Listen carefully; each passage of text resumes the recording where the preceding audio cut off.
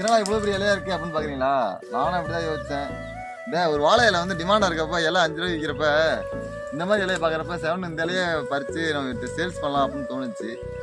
அப்படி என்னடா இது இலைன்னு கேட்குறீங்களா? இது வேற ஒன்றும் இல்லைங்க, அத்தி மரத்து இலை தான். இது ஒரு அத்தின்னு சொல்லுவாங்க. ஒரு 2 வருஷத்துக்கு முன்னாடி இந்த இலையை பார்த்தீங்கன்னா இந்த மரத்தை பார்த்தீங்கன்னா 300 ரூபா அப்படின்னு சொல்லி கொடுத்தாங்க. 6 ஹைப்ரிட் கண்டு தான். ஆனால் 6 மாதத்தில் காய் வந்துடும் சொன்னாங்க. ஆனால் தலைவர் இப்போ தான் முக்கி திணறி கஷ்டப்பட்டு இப்போ தான் காய் வர்றாரு. அப்படின்னா இது பார்த்தீங்கன்னா அத்தி காய் தான். இது ஒரு அத்தின்னு சொல்லுவாங்க.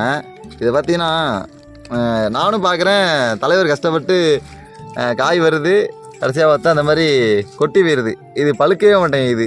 இது எப்படா பழுக்கும், நான் எப்படா சாப்பிட்றேன்னு சொல்லிட்டு நானும் ரொம்பலாம் கஷ்டப்பட்டு பார்த்துட்டு இருக்கேன். பார்த்தா காய் நல்லா தான் நிறையா வராரு, ஆனால் பழுக்க மாட்டேங்குது. எங்கள் கிராமத்துலேருந்து இது மாதிரி பழங்கள் காய்கறிகள் பற்றி சம்மந்தமாக வீடியோக்கள் எனக்கு வேணும் அப்படின்னா எங்களுக்கு எங்கள் சேனலுக்கு மறக்காமல் லைக் பண்ணி ஒரு சப்ஸ்கிரைப் போட்டு விடுங்க, கொஞ்சம் யூஸ்ஃபுல்லாக இருக்கும்.